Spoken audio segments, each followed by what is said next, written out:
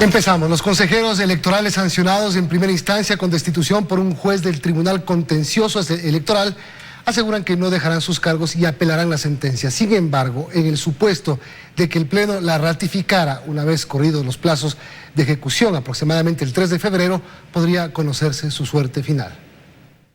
Los consejeros nacionales electorales aseguran que no se irán, pues apelarán hasta el final la sentencia de primera instancia del Tribunal Contencioso Electoral. Es de primera instancia y no está en firme. No se va a detener y nosotros continuamos en nuestros puestos de trabajo.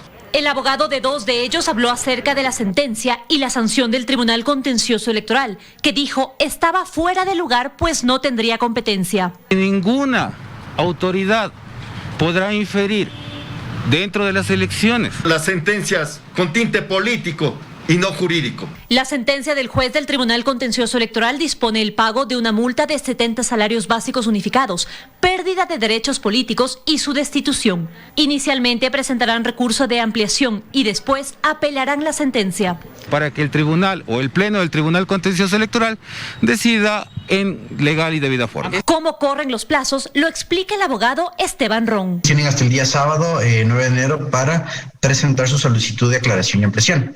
Esta resolución, en el caso de que el juez considere dar paso, tiene un máximo de resolución de 2 días, es decir, estaríamos al 12 de enero, y la presentación de la apelación nuevamente se tiene 3 días. El plazo máximo sería el 15 de enero. Y si la decisión del Pleno del Tribunal Contencioso Electoral fuera a ratificar la sentencia, esa también tiene plazos de notificación, aclaración, ampliación, remisión y comunicación. Hasta su ejecución podríamos conocer la suerte de los consejeros electorales poco antes de las elecciones. Podría llegar la destitución a ser ejecutada antes de la primera vuelta el 7 de febrero. Y ellos están claros en lo que pasaría. Significaría, primero, que los suplentes tienen que suspender el proceso electoral, ordenar, por supuesto, la inscripción de nuevas candidaturas por parte de Justicia Social, la impresión de nuevas papeletas. Los consejeros, sin embargo, piden a la ciudadanía mantener la certeza en el proceso que continúa, pese a las decisiones electorales del máximo órgano jurisdiccional de la función electoral. En Quito, María Gracia Acosta, 24 horas. Y la sentencia que ordena destituir a los consejeros del CNE no incluye la inscripción de Álvaro Noboa como candidato. Pese a ello, el empresario insiste en que estará en la papeleta. Expertos indican que incluso si los consejeros son destituidos, el proceso electoral continuará sin ellos. Luego de la resolución que ordena la destitución de los consejeros del CNE, Álvaro Noboa siente que para él aún nada está perdido. Yo garantizo que voy a estar dentro de las papeletas. Sí, lo garantizo. ¿Pero realmente la sentencia garantiza que estará en la papeleta?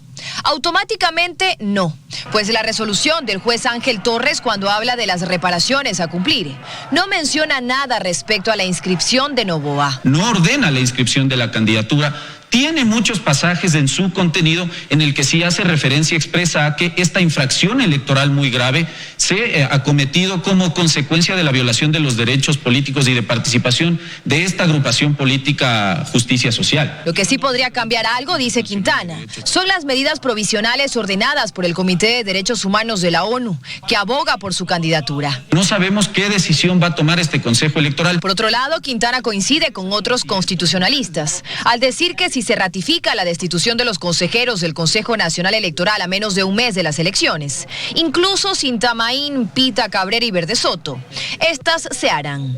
Si Atamaín y compañía salen del Consejo Electoral, como entiendo que podría ocurrir eventualmente, los consejeros que asuman que serán los suplentes, conforme dispone el 25 de la ley electoral, tienen que seguir adelante con el proceso electoral. Pero para llegar a una posible destitución de quienes organizan el proceso electoral, aún hace falta que la sentencia quede ejecutoriada. Calculemos los tiempos. Los consejeros presentarán una ampliación de la sentencia. Luego tienen 3 días para presentar una apelación. A esto hay que sumarle los días que se tomarán para notificar y también para resolver algunos posibles pedidos de ampliación. Esto podría tardar unos 8 días más. Expertos calculan que una posible destitución, si se ratifica la sentencia en primera instancia, podría llegar los primeros días de febrero, justo antes de la primera vuelta electoral.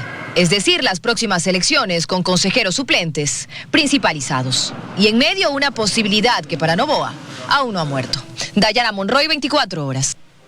El Consejo Nacional Electoral completó la entrega de los kits técnicos en 19 de las 24 provincias. Estos serán probados en el simulacro previsto para el próximo 17. Personal del Consejo Nacional Electoral se encargó de ubicar los kits técnicos en los camiones de Fuerzas Armadas para su respectivo traslado este jueves hacia las provincias de Imbabura, Carchi, Santo Domingo de los Áchilas y Esmeraldas. Hemos realizado hasta la presente fecha 8 convoys con el empleo de 15 vehículos. Hemos transportado 972 kits técnicos. Estos portafolios contienen un escáner y una computadora portátil que servirán para la transmisión de resultados en las elecciones del 7 de febrero. Una vez que se escanea el acta, esa información se transmite a nuestros servidores principales que tenemos en el Consejo Nacional Electoral y en el data center alterno que está fuera del Consejo. Son más de 2.000 kits técnicos que serán distribuidos en los denominados Centros de Digitalización de Actas, CDA, en 1.737 recintos electorales. Se está enviando de acuerdo a un orden de distancia, de lejanía, entonces se mandó a las provincias del Oriente, al exterior, se han enviado a 15 provincias. Estos equipos serán puestos a prueba en los simulacros que están previstos para el 17 y el 24 de enero próximos. Según el consejero Cabrera, tienen varias seguridades para evitar manipulaciones externas. Van conectadas a internet. Estas máquinas tienen un control preestablecido de tal manera que solo las que están registradas permitirá el data center que envíen información. No puede ninguna otra máquina conectarse a la red del Consejo Nacional Electoral. En el escáner revisa con el código de barras si es que es una acta que pertenece al recinto, al cantón, la parroquia, la provincia. Porque si viene de otra provincia o de otro recinto va a dar que no está autorizado a escanearse, no va a permitirle. Este domingo concluirá la distribución de los kits técnicos, luego vendrá la distribución de los kits electorales con las respectivas papeletas. En Quito, Freddy Paredes, 24 horas. Actualmente la ocupación en hospitales del Seguro Social, como en los del Ministerio de Salud, supera el 50%. Por eso las casas de salud se preparan para ampliar su capacidad de atención para posibles nuevos casos de coronavirus.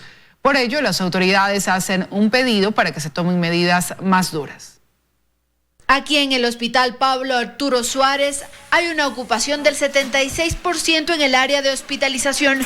A diario llegan 20 ciudadanos contagiados de coronavirus. Y esto obviamente va bajando, va subiendo, no te puedo decir que hay un nivel estandarizado, pero en este momento sí estamos detectando que efectivamente estamos aumentando la cantidad de pacientes que se hacen triaje. Recuerden que el triaje es recibir al paciente, examinarlo y determinar si tiene o no, enviarlo a casa u hospitalizarlo. Por eso ya tienen un plan para contener lo que podría suceder en las próximas semanas. Nuevas camas, el tema que ustedes vieron, el tema de las carpas que las tenemos ahí para poder obviamente habilitar.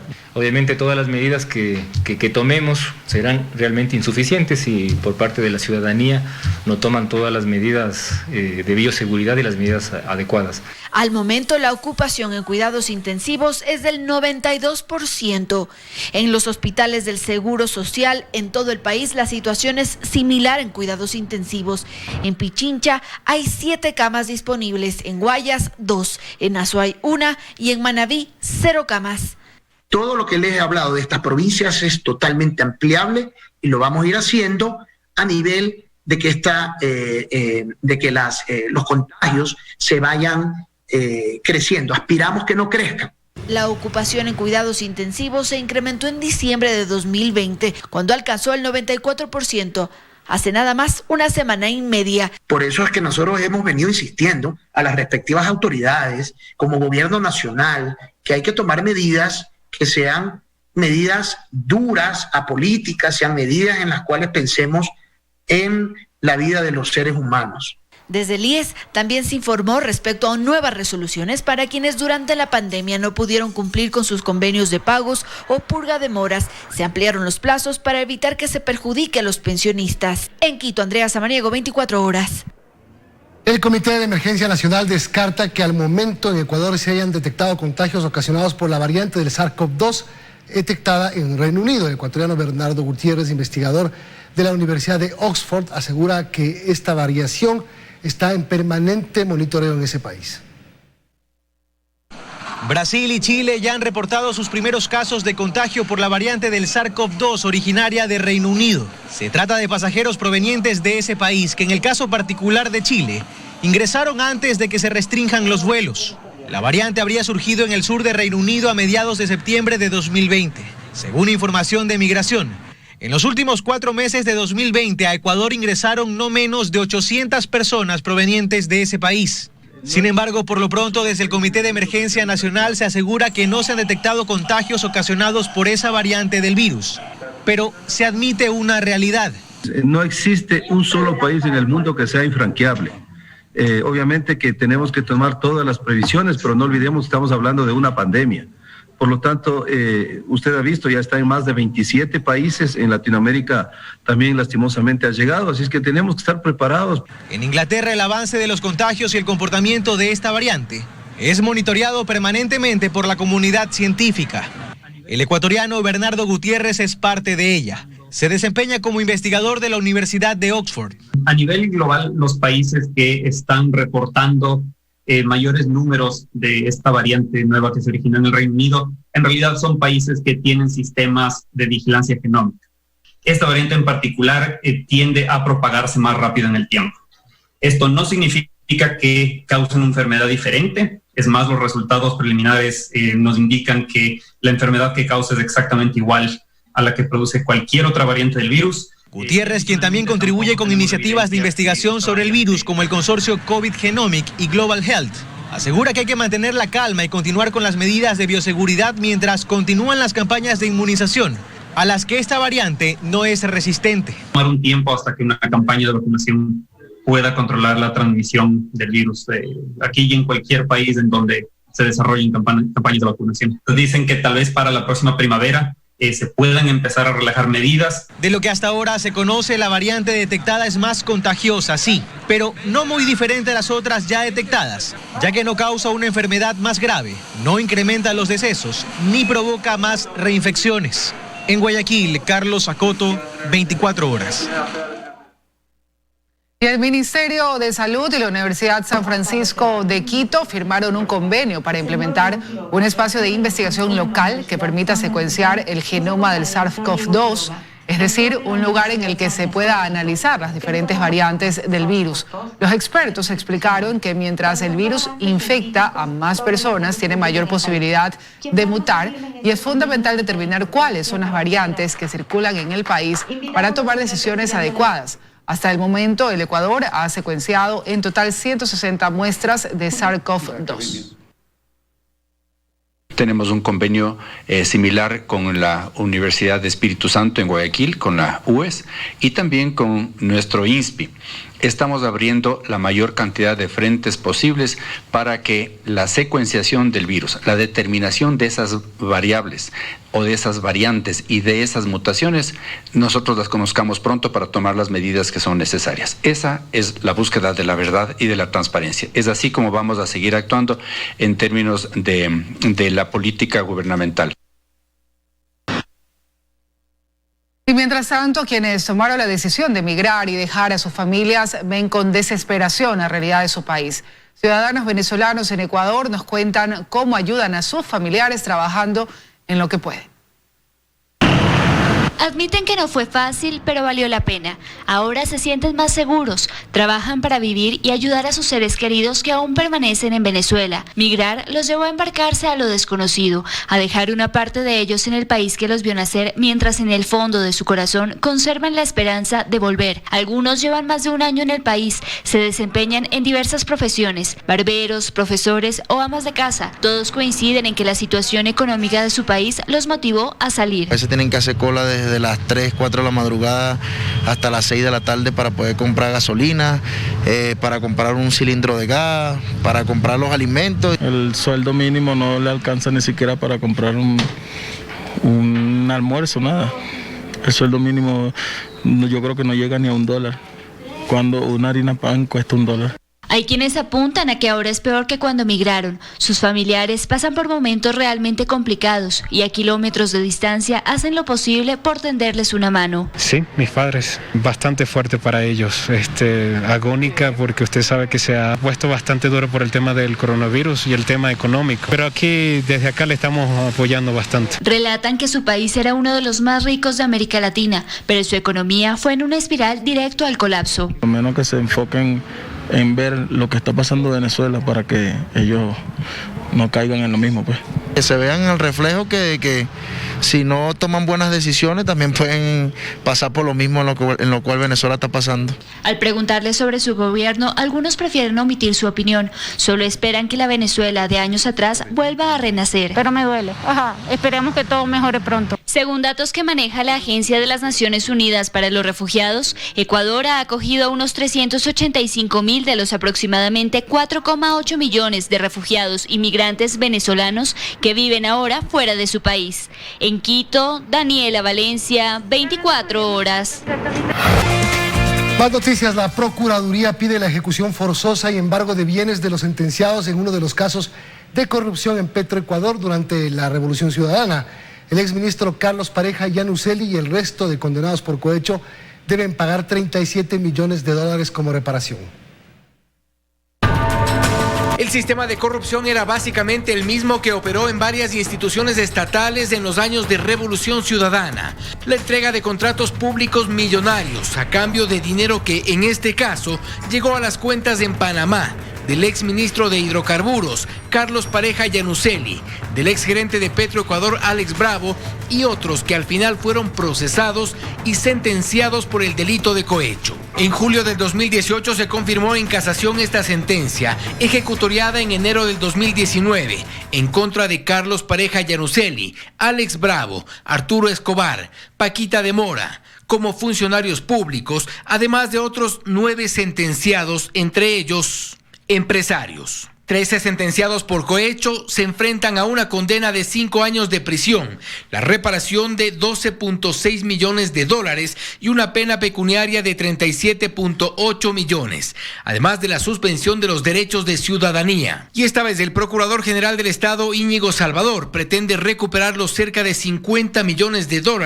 que constan en la sentencia, y como ninguno ha intentado siquiera pagar, solicitó a los jueces la ejecución forzosa y el embargo de los bienes de los sentenciados. De momento se han detectado al menos 20 bienes en poder de los sentenciados. Son oficinas, viviendas y vehículos que servirán de algo, pero lejos aún de llegar al monto deseado. No obstante, hay $4 millones congelados en Panamá y su recuperación depende ahora de la Corte Nacional de Justicia. Desde allí se deberá solicitar asistencia judicial a la Fiscalía de Panamá para recuperar al menos una parte del dinero de la corrupción. Después de las sentencias, la tarea más complicada. En Quito, Fausto Yepes, 24 horas. 18 de los 23 postulantes que rindieron la prueba práctica dentro del concurso para seleccionar a los jueces de la Corte Nacional de Justicia solicitaron la recalificación el próximo martes. El Consejo de la Judicatura emitirá el informe final. Son realmente pocas las fases que restan para que el concurso de selección y designación de los magistrados que integrarán la Corte Nacional de Justicia concluya.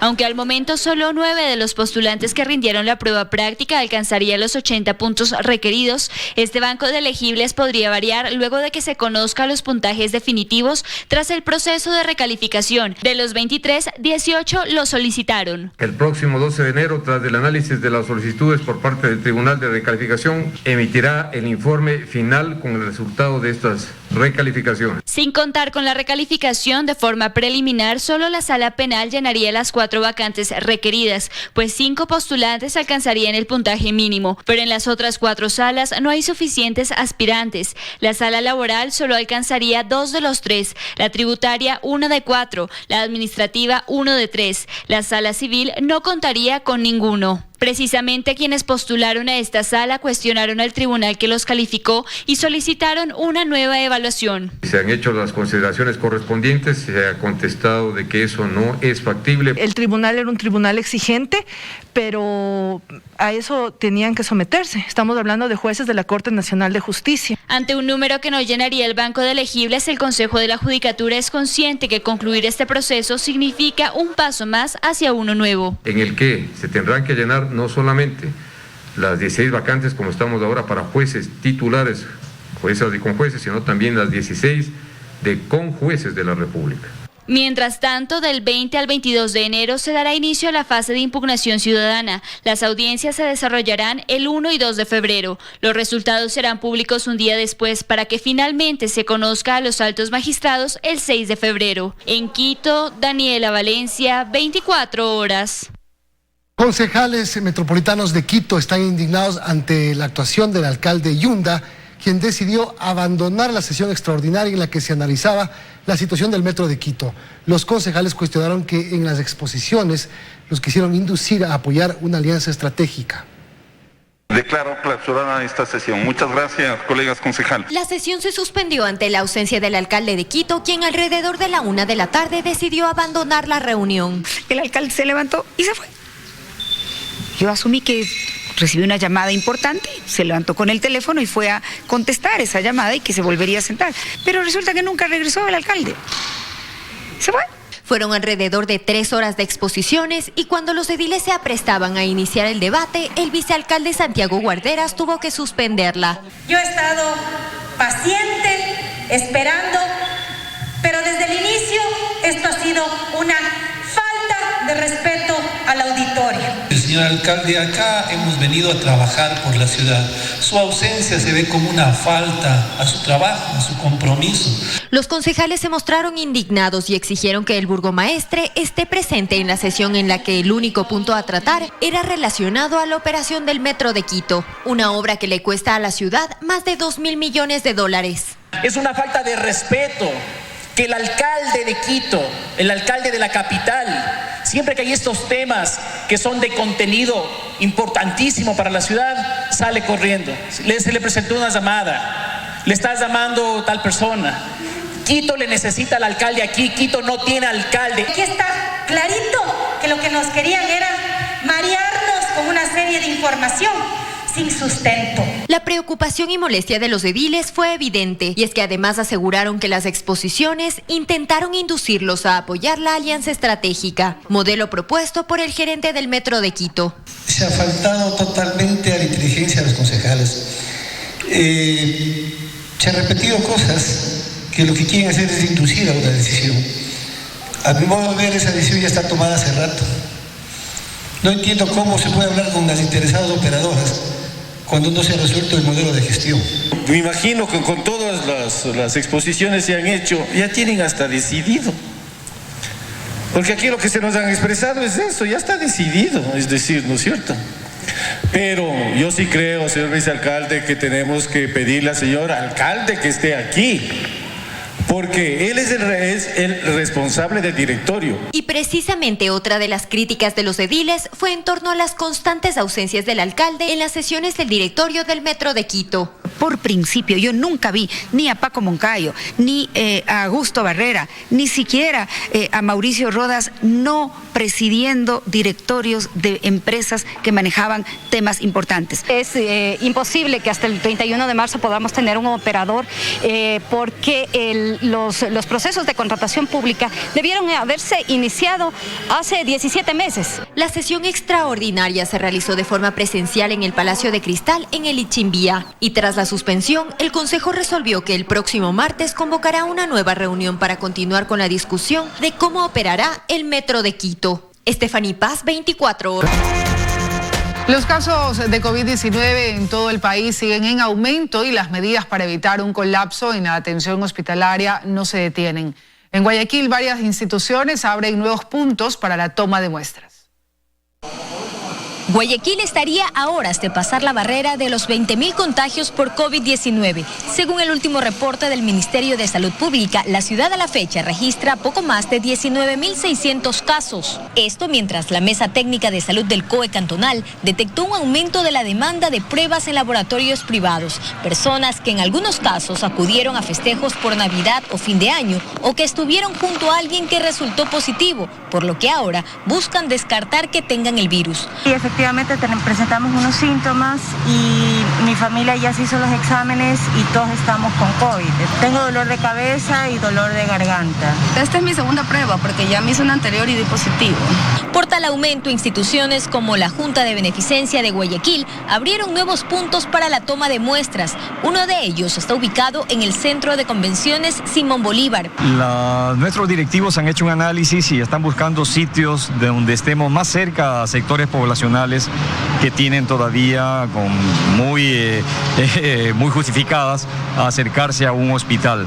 En el Hospital Alfredo Poulson, el helipuerto de Luis Bernaza y el Centro Comercial Mall del Sur también se toman muestras para descartar el coronavirus, mientras que en los hospitales del Bicentenario y Ceibos, la afluencia de pacientes con sospecha de tener el virus se mantiene. Siendo familiar y enseñando las cédulas y la información, pero mientras no consiguen las cédulas no dan. Aunque en el hospital de Ceibos del IES no se estarían realizando pruebas PCR y se derivan a otras casas de salud. Sí, vine derivado telefónicamente del IES, hacerme la prueba PCR, pero lastimosamente me mandan a la Valdivia porque aquí no hay. Joana Ramos, 24 horas.